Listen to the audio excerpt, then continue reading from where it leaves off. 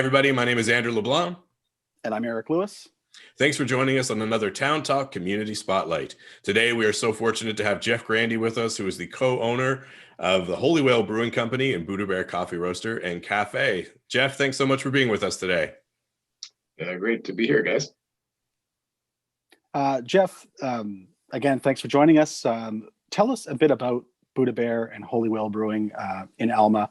How you guys got started? I understand you and your brother are from the island. How did you wind up in Alma? Yeah, no, that's a good question.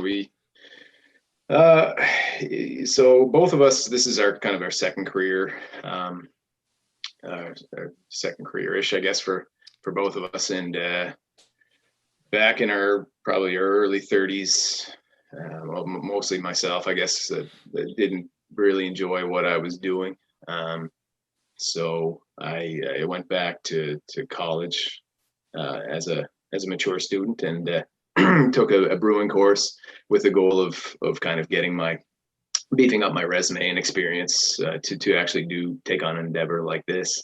And my brother was he's a mechanical engineer turned teacher at the time, and we kind of fast forward a bit after approaching the end of my studies there. I approached him to kind of see if he was interested in hopping on board, so we started looking at places.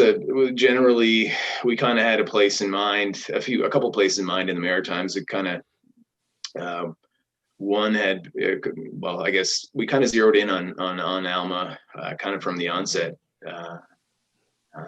as it was kind of busy during the summers and slowed down during the winters. The original plan was that we would kind of, be super busy a certain time of the year, then kind of relax a little bit during the year. So, anyway, the village was receptive, and all of a sudden a building became available on the main drag, and it just sort of kind of came together pretty quick. So, that's kind of all it wasn't a huge elaborate plan. It was more or less just an opportunity, and just a few some counselors being receptive at the time. So that's about it. It's a great little spot. Eric and I have made a habit of going down to Fundy for a hike every single summer, and we always stop in to have a post hike drink, and it's great. So you have the setup in Alma. What brought you to Riverview, and how did that, because you guys have been up until a few weeks ago in a shipping container down on the waterfront. Can you talk to us a little bit about how that came to be and what's all involved with that?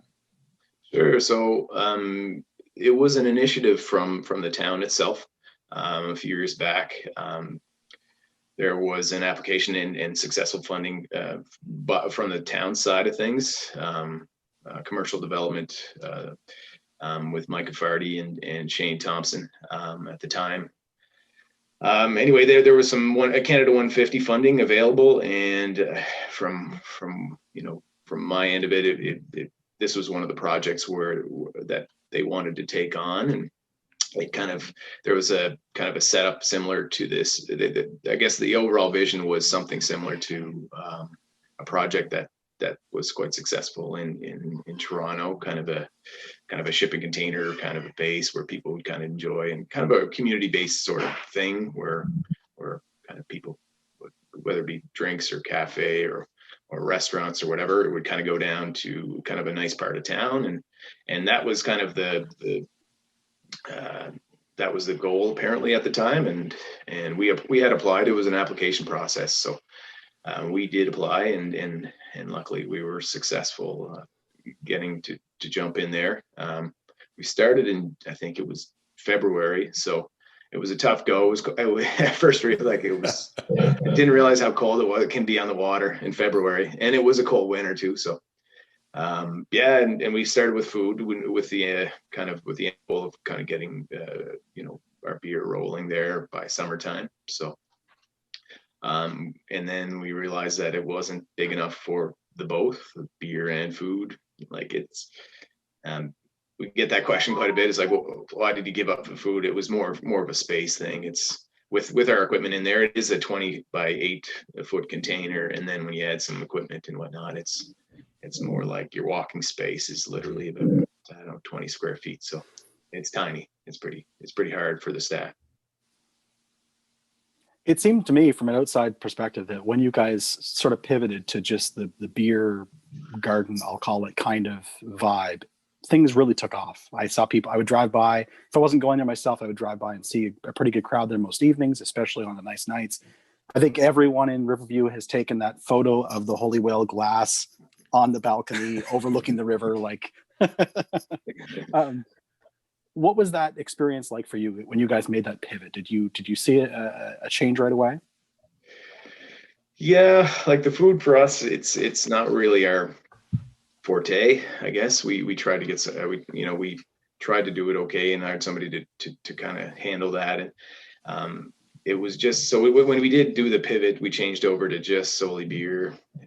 It was kind of, it was more of our bag, so to speak. And we're able to kind of really, we identify a little bit more with the beer side. We love food and we're kind of chefs at home, but outside of that, we don't really kind of dabble too much. So anyway, yeah, no, it was a good shift. And I think too, back to kind of Alma and way we started and actually kind of way it evolved here in Riverview is that both myself and my brother are kind of big fans of the kind of that third place. Everybody has a third place, and that's what we kind of wanted to be, where your first is your home, your second is your work, and then you have a place to kind of within your community to kind of go and meet people. And it's tougher, and obviously it's not terribly easy in COVID, and especially now in our situation, but that was kind of our end goal and starting in Alma. We thought that it may work there. And once we started the beer side in Riverview, we kind of, this is more of a reality too here in Riverview, where we got to meet, being, not being raised or living at the time in Riverview, we were able to see that it, certain demographics were kind of embracing this and kind of going down and not so, what I like the most when I see somebody come down is to say, if they come down by themselves and just hope to see somebody they know from the community, and they'll just sit down with somebody and chat. So that sort of thing is kind of, that's what we started to see, I guess, when we started pivoting, and it was kind of neat. As this was kind of a goal from the onset when we first started in Alma. So, and it kind of came to a fruition more so in Riverview. So it's kind of neat. I think that was really evident this summer too, with the patio that you guys had. Now, obviously it was a temporary solution and a way to adapt to COVID, but can you talk to us about that experience too? It seemed like there was a great reception. I know when you guys first posted the photo on your Facebook page of the shipping container being moved, I was flooded with messages of, what have you done? They're leaving Riverview. And it's like, no, it's not. I can't tell you, but it's not happening that way. It's I apologize for that. And any issues that would come. It was just sort of like the guy was moving it on a truck, and I was like, "Oh, this is cool. This literally moving our business on a truck." So that's all it was. There was no intent of trying to mess with anybody, but it was funny. It's funny. But yeah, no. Back to your question, it kind of was. Despite the conditions, people did embrace what we had, and I think, and I have to applaud what the town, the council, and we had help from the lead being Shane Thompson with the commercial development and also Parks and Rec and just the general public and just kind of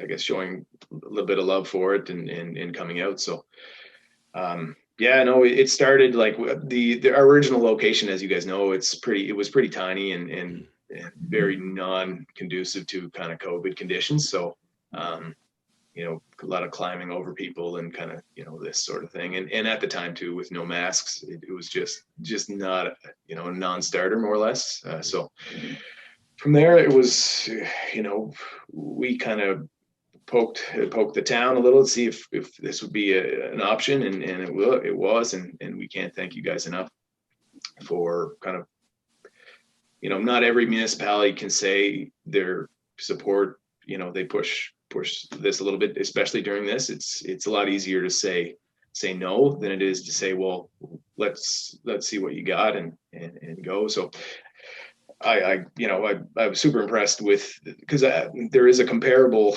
municipality that just said, let's shut it down. We can't do this. And I think with the town's help, we kind of showed that, this is doable, and we can operate something safely with the cooperation of many people. So that was kind of our thoughts.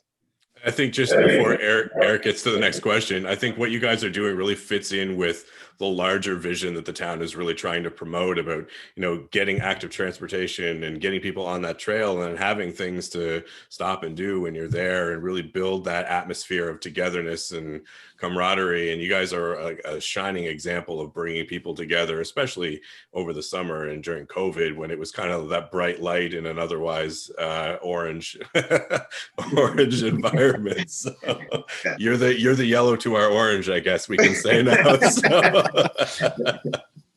Yeah, no, it's well, thank you. I never thought I'd dislike the color orange as much as I love it. We were just saying that. Absolutely. Yeah. Absolutely. Yeah, sure. Cheers. Thank you. I appreciate it.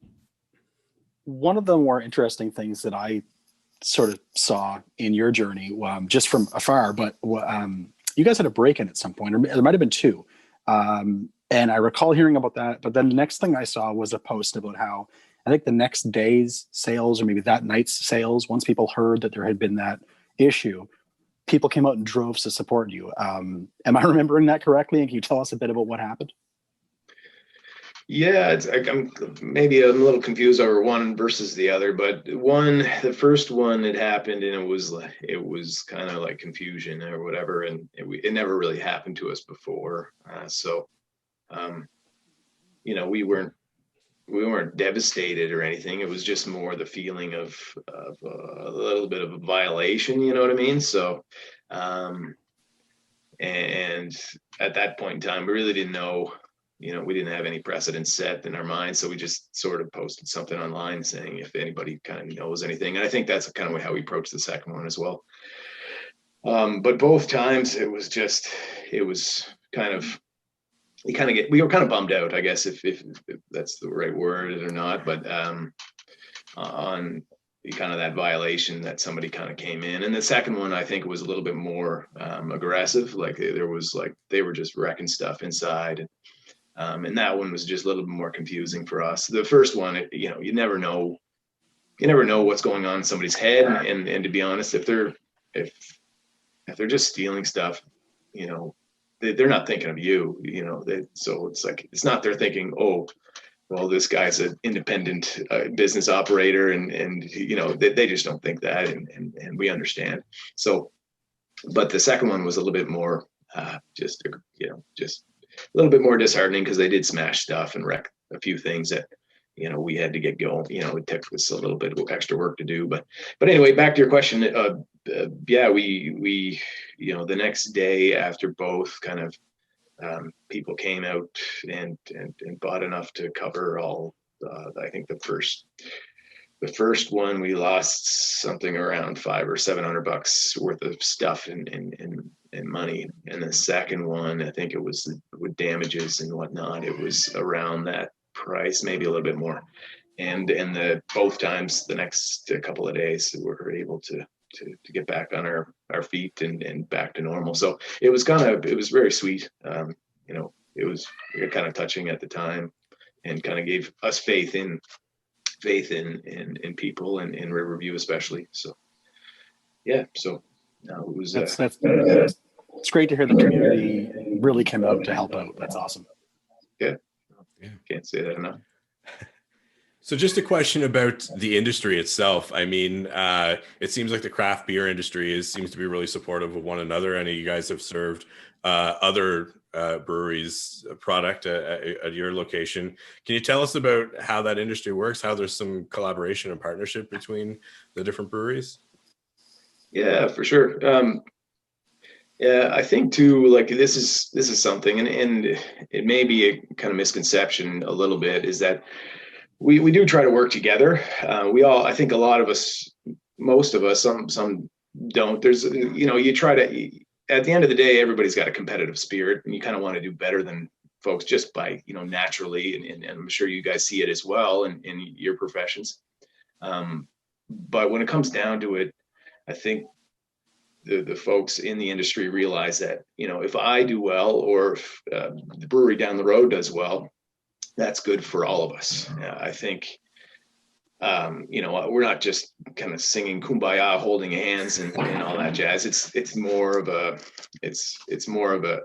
I'll help you because of it. Eventually it'll help me if so it is a little selfish, but at the same time, it's like anytime somebody tries or gets into the craft beer industry and says, well, this beer is pretty good, I can keep going with this and moving on and not really looking to macro beers as much, that's a win for all of us, right? So you go into the liquor store and say, oh, well, I'll try this beer, I'll try that beer. So if I'm getting somebody who's trying craft beer for the first time, I'm not the only winner here. So, and others are. So I think people realize, with the industry of craft industry, especially New Brunswick craft beer industry, I think all of us realize that we got to do this together. Our percentage, we look at the percentages. We get these numbers from the ANBL, and there's this number you look at, it's like NB craft beer, it's a category, and when that goes up, it's like a win for us. It's just like we're cutting into the big guys,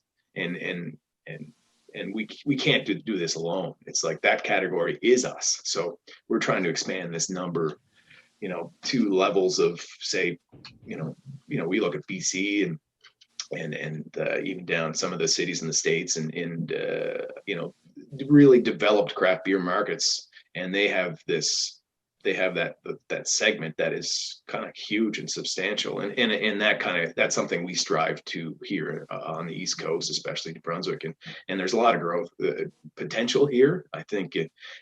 And to further that point too, it's not just, before it was like seen as a kind of a beer snobby thing where all there was dark, heavier beers, kind of heavier beers, or just super hoppy beers, whereas they still exist, of course, but your breweries are seeing the benefits of having a lager on the menu and or a blonde of sorts to kind of get those people, those, the Bud Light drinkers of the world or whatever, to say, okay, well, we don't have a Bud Light, we don't have whatever, but I think you might like this sort of thing. So it's harder to pass, like a Bud Light drinker, you can't pass an IPA or even an APA to them and they're going to be pleased, but you can probably pass like a 4.5% lager to them and say, well, what do you think of this? And it's usually pretty good. So,